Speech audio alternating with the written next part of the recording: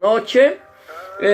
Como todos los días, les doy la bienvenida a cada uno de ustedes a este su programa, Una Palabra Viva y Eficaz. Amén. Gloria a Dios. Entonces, ya hace un momento hemos estado mirando acerca de nuestros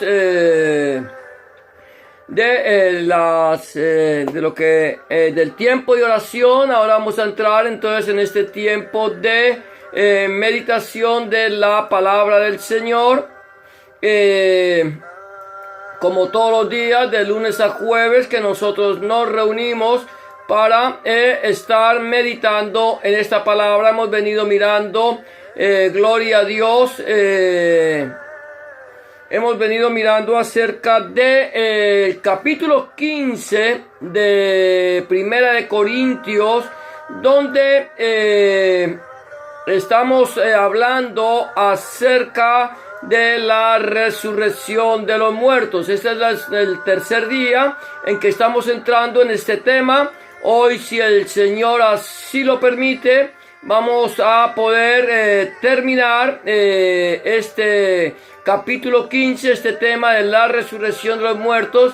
Y yo te invito a que pues estés acompañándome también en esta noche en esta meditación, y esperando que este tiempo sea de bendición para tu vida. Entonces, sin más preámbulos, les voy a invitar a que estemos abriendo la palabra del Señor en la primera epístola del apóstol Pablo a los Corintios, allí en el capítulo 15, y vamos a estar viendo primeramente el tema de cómo resucitarán los muertos.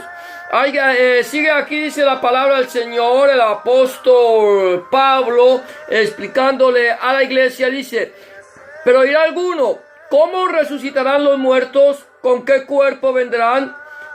Necio, lo que tú siembras no se vivifica, sino muere antes. Y lo que se siembra no es el cuerpo que ha de salir, sino el grano desnudo, ya sea de trigo o de otro grano.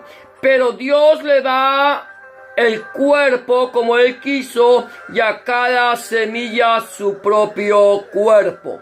No toda carne es la misma carne, sino que una carne es la de los hombres, otra carne la de las bestias, otra la de los peces y otra la de las aves. Y hay cuerpos celestiales y cuerpos terrenales, pero una es la gloria de los celestiales y otra la de los terrenales. Una es la gloria del sol, otra la gloria de la luna, otra la gloria de las estrellas, pues una estrella es diferente de otra en gloria. Así también es la resurrección de los muertos. Se siembra en corrupción, resucitará en incorrupción. Se siembra en deshonra, resucitará en gloria. Se siembra en debilidad, se resucitará en poder. Se siembra en cuerpo animal, resucitará cuerpo espiritual. Hay cuerpo animal y cuerpo espiritual. Esto está ahí en 1 Corintios capítulo 15, como decíamos, a partir del verso 35. Ahora bien, el apóstol Pablo le está haciendo una pregunta, pero algunos dicen: ¿cómo resucitarán los muertos? Y yo creo que es una pregunta que quizás podríamos entenderla como una pregunta muy válida. ¿Cómo va a ser la resurrección de entre los muertos? ¿Cómo vamos a resucitar? ¿Cómo va a ser nuestro cuerpo levantado de la tumba para aquellos que hayan dormido, los que hayamos dormido si el Señor no ha venido en el momento que Él nos llame a su presencia? Ahora, la otra sería: ¿qué pasará con aquellas personas que murieron calcinadas? ¿Qué cuerpo se le va a dar? Vamos a levantarnos con el mismo cuerpo en que nosotros dormimos cuando vamos a la sepultura. hay muchas personas que dicen, mire, si usted muere teniendo alrededor de 15, 20, 30 años, usted va a resucitar con el cuerpo como usted murió. Si usted muere de 80, de 90, entonces va a resucitar así, todo viejito, todo arrugadito, todo tierno. Pero es lo que Pablo dice. Dice, ustedes dicen, ¿cómo resucitarán los muertos? Y Pablo tiene que decirle, les da una palabra fuerte, una palabra que a veces a nosotros no nos gustaría cuando nos estamos preguntando cómo resucitarán los muertos. Dice, necio, lo que tú siembras no se vivifica sino muere antes. Y entonces empieza a mostrarnos los diferentes cuerpos. Dice, mire, cuando usted va y siembra una semilla, empieza hablando acerca de la semilla. Y si usted siembra una semilla, usted siembra una semilla de trigo, no le va a dar una semilla de trigo, no van a hacer una semilla de trigo grande, no va a crecer o no van a hacer la misma semilla. Usted siembra la semilla muere, y cuando la semilla muere da vida a un nuevo cuerpo, un nuevo cuerpo. Ya no es la semilla, sino una planta que crece de esa semilla. Esa planta, al crecer, la planta fructifica y da muchas semillas. Esto es lo que nos está mostrando. También nos está hablando de que uno es el cuerpo de los animales y otro es el cuerpo de los seres humanos. Mira lo que aquí dice, no toda carne es la misma, sino que una carne es la de los hombres y otra carne es la de las bestias. Otra la de los peces y otra la de las aves. Y hay cuerpos celestiales y cuerpos terrenales, pero una es la gloria de los celestiales y otra de los terrenales. Ahora, ¿qué está diciendo con esto Pablo? Pablo está diciendo, mire, ustedes de pronto se están imaginando que cuando el Señor venga a levantar los muertos en su manifestación y en su reino, el cuerpo de la persona que se va a levantar es un cuerpo físico, es un cuerpo tal como lo dejó cuando se murió. Si era niño se va a levantar como un niño, y si era viejito como de viejito. Pero quiero decirte que Pablo nos está aclarando bien estas cosas. Él dice, mire, esto terrenal, esto que es de la carne, no puede heredar la gloria de Dios. Eso lo vamos a mirar más adelante. Ahora, ¿qué pasa? ¿Cómo vamos a resucitar? Nosotros vamos a resucitar con un cuerpo transformado, con un cuerpo glorioso, con un cuerpo que el Señor nos va a dar a nosotros. La Biblia dice que este cuerpo va a ir a la tierra de donde fue tomado y el espíritu volverá a Dios quien lo dio. Eso lo dice el libro de Eclesiastés. También nos está hablando que en el libro de Ezequiel el Señor nos dice que el alma que pecare, esa morirá. De tal manera que nosotros somos una sola persona, pero divididos en tres partes: espíritu, alma y cuerpo. Exactamente es lo que nosotros tenemos que entender. El cuerpo fue tomado de la tierra, y al ser el cuerpo tomado de la tierra, ese cuerpo va a volver de la tierra de donde fue tomado. Número 2, entonces el espíritu volverá a Dios quien lo dio. Ahora mira lo que está diciendo, que se siembra en corrupción, resucitará en incorrupción. Se siembra en deshonra, resucitará en gloria. Se siembra en debilidad, resucitará en poder. Se siembra cuerpo animal, resucitará un cuerpo espiritual. Porque hay cuerpo animal y hay cuerpo espiritual. O sea que el cuerpo que tú tienes en este momento, mi amado hermano, mi amada hermana, mi amado amigo y amiga que me escucha, ese cuerpo que tú tienes en este momento, que Dios te dio para que tú estuvieras sobre este planeta Tierra, es un cuerpo animal. Ese cuerpo animal se sembrará, se quedará aquí y nosotros recibiremos un cuerpo espiritual. Más adelante lo voy a estar tocando cómo va a ser esta transformación. Ahora, entonces tenemos que encontrar que nosotros estamos preguntándonos primeramente cómo resucitaremos. Entonces ya podemos entender que al hablar, al leer aquí, nosotros vamos a resucitar con un cuerpo espiritual, un cuerpo totalmente diferente al cuerpo que nosotros tenemos. Ahora vamos a hablar también el punto número 10 de este tema de la resurrección de los muertos es acerca de nuestras dos naturalezas. Nosotros tenemos también dos naturalezas.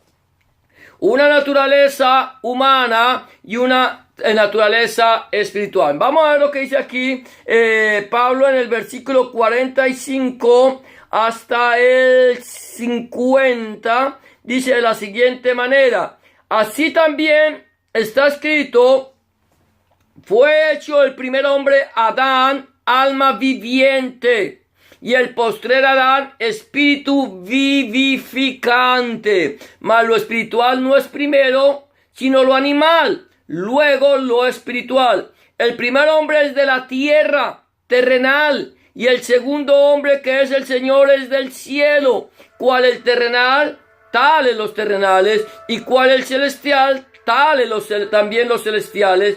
Y así como hemos traído la imagen del terrenal, traeremos también la imagen del celestial. Pero esto digo, hermanos, que la carne y la sangre no pueden heredar el reino de Dios, ni la corrupción heredará la incorrupción. ¿Qué está diciendo aquí Pablo? Pablo dice, mire, cuando Dios hizo al hombre, el Señor tomó del hombre el polvo de la tierra, formó al hombre, lo hizo después de que lo formó, sopló en él aliento de vida y fue el hombre un ser viviente. Quiere decir, Dios nos hizo de una manera muy especial, totalmente diferente a todo lo que hizo en su creación, totalmente diferente. Recuerda que el Señor, cuando empieza a creer allí, a crear todas las cosas, como lo dice en el libro de Bereshit, empieza el Señor, dice que en el principio creó Dios los cielos y la tierra estaba desordenada y vacía, y que el Espíritu de Dios se paseaba sobre la faz de las aguas. Y dijo Dios, sea la luz, y fue así. ¿Qué pasa? El Señor empieza a pronunciar, a dar la palabra, a dar la sentencia, y a medida que el Señor empieza a dar la palabra, las cosas comienzan a suceder. Recuerda que el libro de Bereshit, el libro de Génesis comienza diciendo Bereshit bara Elohim Bereshit bara, que significa Dios creó de lo que no existía. Dios da la palabra. ¿Quién es la palabra? Cristo es la palabra. Yahshua fue quien habló. Yahshua fue quien ordenó, y a la voz de Yahshua todas las cosas fueron creadas. Cuando Jesús dio la orden, las cosas fueron creadas. Y fue creado cada una de las cosas hasta que llegó al sexto día, cuando ya había creado todas las cosas, solamente faltaba el ser humano. Dijo Dios, Elohim, dijo, hagamos al hombre conforme a nuestra imagen y conforme a nuestra semejanza. De tal manera que Dios le da vida al hombre, le da de su espíritu, pero hace del hombre un alma viviente. ¿Qué quiere decir alma? Que es una vida que fue hecha para la eternidad. El alma es la parte interior nuestra que nosotros no vemos, intangible, pero es quien toma las decisiones del cuerpo, es quien ordena lo que el cuerpo tiene que hacer, pero el espíritu es el que da vida. Entonces nosotros tenemos vida por el Espíritu de Dios, pero nuestra alma es quien decide, y esa alma será la que vaya delante de la presencia de Elohim. Tenemos dos naturalezas. Estamos hablando de dos naturalezas. La naturaleza humana, que es la naturaleza heredada de Adán. Esa es la naturaleza con que Dios nos hizo. Una naturaleza humana. Tenemos la naturaleza humana, pero también tenemos la naturaleza celestial, la naturaleza que la heredamos de parte de Dios nuestro Elohim. Dios te da a ti vida. Dios te dio a ti, nos creó a nosotros de una manera especial. Él primero nos toma el polvo de la tierra de lo ya creado. Mira esto, de lo ya creado, porque las otras cosas fueron creadas por el poder de la palabra. Ahora Dios nos creó con el poder de su palabra, porque fue Yahshua quien nos creó. Toma el polvo de la tierra, forma al hombre y sopla en el ser humano aliento de vida. Entonces tenemos la naturaleza de Adán, del terrenal, tomado de la tierra, y la naturaleza divina que fue soplada sobre nosotros. De tal manera que nosotros, al ser un solo cuerpo, un solo espíritu, una sola alma, o sea, somos uno solo, espíritu, alma y cuerpo, pero el espíritu es celestial, el cuerpo es terrenal, y el alma es la que Dios nos dio, la que el Señor puso en el cuerpo para que tomara la decisión de lo que tendría que hacer, fuera bueno o fuera malo. Ahora tenemos dos naturalezas. Ahora Pablo dice, mire, ya les hemos traído a ustedes la naturaleza humana, ya les hemos mostrado a ustedes la naturaleza humana, y como mostramos la naturaleza humana, también estamos mostrándoles la divina, tal la terrenal, tal la de Adán, así es el hombre, y también la celestial. Mira lo que está diciendo aquí Pablo.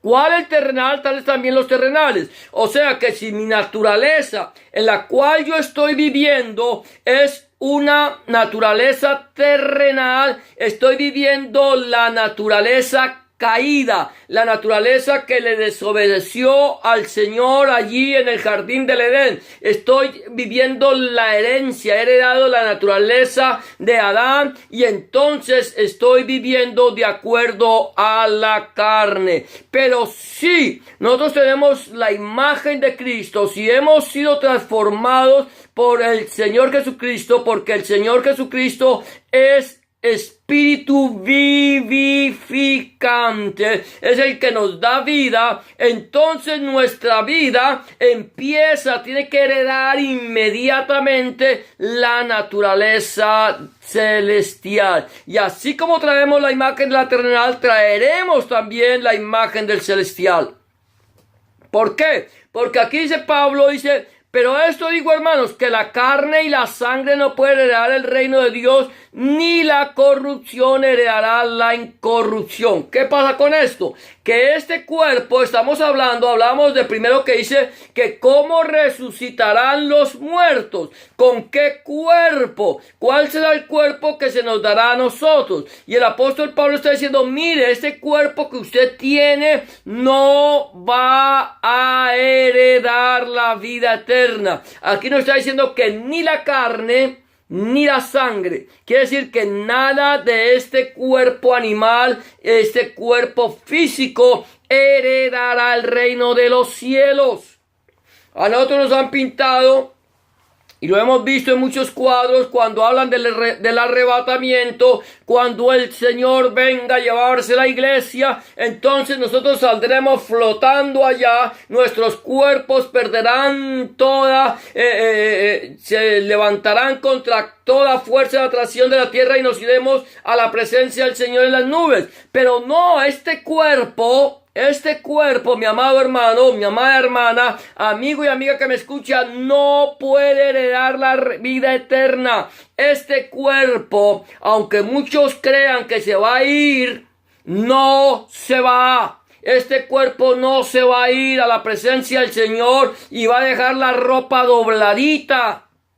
No, este cuerpo no puede heredar la vida eterna. Nosotros, mi amado hermano, nosotros, mi amada hermana, seremos vestidos de incorruptibilidad. Seremos vestidos con un cuerpo espiritual, un nuevo cuerpo, una nueva creación, de tal manera que nosotros seremos levantados a la presencia del Señor con un cuerpo nuevo. Nadie se va a dar cuenta, porque cuando Cristo venga, dice la palabra de Dios, que cuando arrebate su iglesia será en un abrir y cerrar de ojos. Eso lo vamos a ver más adelante, un abrir y cerrar de ojos, de tal manera que este cuerpo corruptible, este cuerpo en el cual yo estoy aquí, en el momento en que la iglesia, en el momento en que el Señor Jesucristo venga a llevarse su iglesia, este cuerpo se queda acá.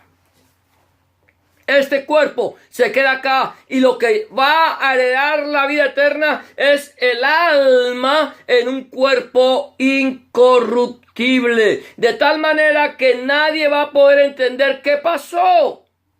¿Qué pasó? ¿Por qué? Porque va a haber quizás en el momento del arrebatamiento una mortandad tan grande, gente muriendo de una manera natural, que no va a haber una explicación y no van a poder entender por qué ese arrebatamiento será un arrebatamiento espiritual y no físico, según lo que yo estoy entendiendo de la palabra de Dios. Si estoy equivocado, ahí puedes escribirme a través del internet, me puedes escribir en un comentario. Si estoy equivocado, tú me vas a decir: hermano, usted está equivocado, la Biblia dice que este cuerpo físico va a heredar el reino de los cielos. Entonces yo voy a tener que mirar el texto bíblico, y si el texto bíblico me está diciendo que yo voy a heredar este cuerpo físico, va a heredar el reino de los cielos, entonces tendré que retractarme.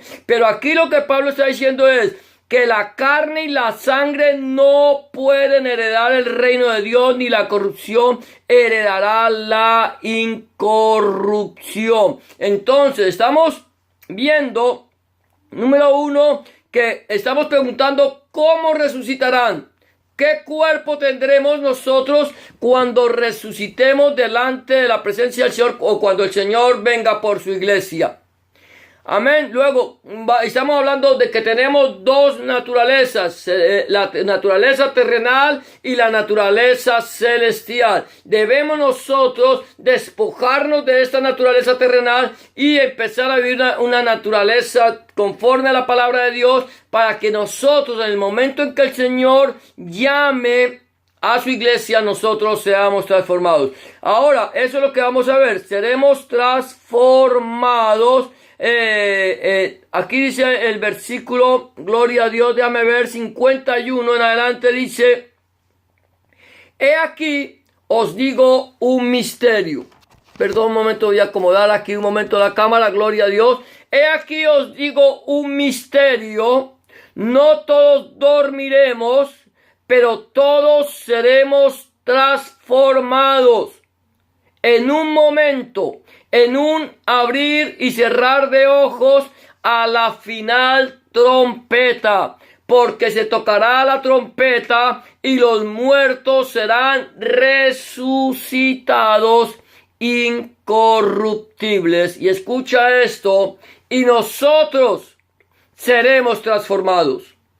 Porque es necesario que esto corruptible se vista de incorrupción y esto mortal se vista de inmortalidad. Y cuando esto corruptible se haya vestido de incorrupción y esto mortal se haya vestido de inmortalidad, entonces se cumplirá la palabra que está escrita: sorbida es la muerte en victoria. ¿Dónde está, oh muerte, tu aguijón? ¿Y dónde, oh sepulcro, tu victoria? Ya que el aguijón de la muerte es el pecado y el poder del pecado la ley. Mas gracias sean dadas a Dios que nos ha dado la victoria por medio de nuestro Señor Jesucristo. Entonces dice aquí la palabra del Señor que nosotros seremos transformados. ¿Cuándo? ¿Cómo? En un abrir y cerrar de ojos. Cuando nadie lo espere, cuando será algo tan rápido, seremos transformados en un abrir y cerrar de ojos. ¿Cuándo? ¿Cuándo? Esa es la pregunta. Al sonido de la final trompeta. La pregunta es: ¿cuál es la final trompeta? ¿Qué significa la final trompeta? Yo no sé si tú te has preguntado en algún momento qué significa la final trompeta, pero yo tengo entendido que la final es la última, porque después de la final no sé si haya otra post-final. Pero para mí, la final, ese es el significado, es que yo le puedo dar, es que la final trompeta es la última trompeta. ¿Cuándo sonará la final trompeta? La final trompeta, mi amado hermano, mi amada hermana, amigo y amiga que me escucha, o el final shofar sonará después del juicio, porque va a venir el juicio de Dios sobre las naciones. Si es que ya no está el juicio, sonará la séptima trompeta cuando venga, cuando suene esa séptima trompeta, en el momento en que los dos testigos que han estado por 3 años y medio en Jerusalén predicando el mensaje, el evangelio, diciéndole a la gente que esa persona, al pueblo de Israel, que esa persona que ellos adoran como el Mesías no es el Mesías, cuando estos dos testigos sean asesinados, sonará la final trompeta y los muertos en Cristo resucitarán primero. Y después nosotros, los que no hayamos muerto, seremos transformados en un abrir y cerrar de ojos. Después de la final trompeta, eso ya lo hemos tocado en otro tema, vendrán las copas de la ira de Dios. Pero viene entonces cuando el Señor haga sonar su shofar, su última trompeta, su último shofar, nosotros seremos transformados en un abrir y cerrar de ojos. Y entonces seremos transformados con un cuerpo incorruptible. ¿Cómo será ese cuerpo? No lo sé, no te lo puedo decir, no me lo puedo imaginar, porque cosa que ojo no vio, ni oído ni ha subido al corazón del hombre, la que Dios tiene preparada para los que le aman. Entonces, de esta manera, nosotros tenemos que entender que seremos transformados. Si tú le has entregado tu vida a Cristo, si le has recibido en tu corazón como tu único y suficiente Salvador, tienes que entender que tú vas a ser transformado, transformada a la imagen del celestial. Iremos a la presencia del Señor para estar con Él eternamente y para siempre, adorándole, glorificándole, gozándonos en su presencia. Por lo tanto, nosotros debemos estar firmes y constantes. Habíamos empezado que el apóstol Pablo nos habla de perseverar, de creer y perseverar, y ahora nos termina diciendo firmes y constantes. Debemos mantenernos firmes y constantes en la presencia del Señor. Dice el apóstol Pablo allí en el versículo 56, 58, dice: así que, hermanos míos, amados, estad firmes y constantes, creciendo en la obra del Señor siempre, sabiendo que vuestro trabajo en el Señor no es en vano. Hemos creído, hemos perseverado, nos hemos mantenido en la presencia del Señor. Hemos sido lavados con la sangre del Cordero. Nosotros creemos que un día el Señor vendrá por su iglesia y que los muertos en Cristo resucitarán primero. Que si Cristo no resucitó, nosotros tampoco resucitaremos. Pero si Cristo resucitó, que Él es las primicias, nosotros resucitaremos con Él. Seremos transformados. ¿En cuándo? En un abrir y cerrar de ojos al sonido de la final trompeta. Debemos mantenernos firmes y constantes. ¿Por qué? Porque el Señor vendrá como ladrón en la noche, cuando nadie lo espere. Nosotros debemos procurar vivir en santidad y cuidar, escúchame esto, cuidar la salvación que Dios te ha regalado a través del sacrificio vivo en la cruz del Calvario. Mi pregunta es en esta noche: ¿cómo está nuestra vida delante de la presencia del Señor? ¿Le hemos entregado nuestra vida al Señor? ¿Lo hemos recibido en nuestro corazón como nuestro único y suficiente Salvador? ¿Le hemos dicho: Señor, entra en mi vida y cámbiame? ¿Estamos andando en santidad? ¿Estamos perseverando? ¿Hemos creído? ¿Estamos firmes y constantes? ¿Estás esperando el día de la venida del Señor? ¿O tú no quisieras que el Señor viniera? Si tú en este momento dices: yo no quisiera que el Señor viniera, yo estoy muy contento en esta tierra, en este cuerpo, yo no sé si va a venir. Si tú no sabes y tienes temor, es el momento en que tú necesitas entregarle tu vida al Señor. Una persona que no está esperando la venida del Señor y no está preparada, esa persona está perdida.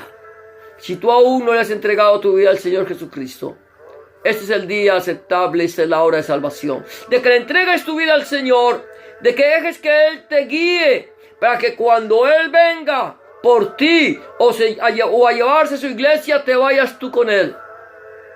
Si tú no le has entregado tu vida, yo te voy a invitar a que hagas una oración de fe, creyendo, pidiéndole al Señor que entre en tu corazón y cambie tu vieja manera de vivir. Simplemente tienes que hacer una oración como la que te voy a proponer.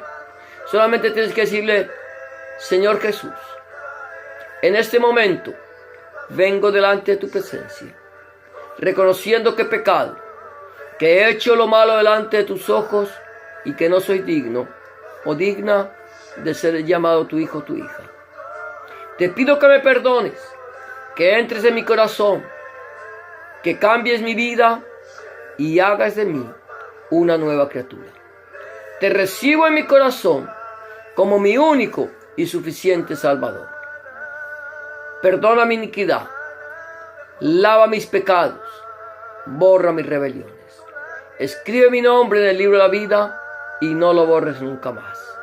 Escribe tu nombre, el nombre de mi Dios, en mi corazón, para que a partir de este momento yo pueda entender que soy propiedad única y exclusivamente tuya. Gracias, Señor. Gracias, Padre, en el nombre de Jesús te doy gracias. Amén y amén.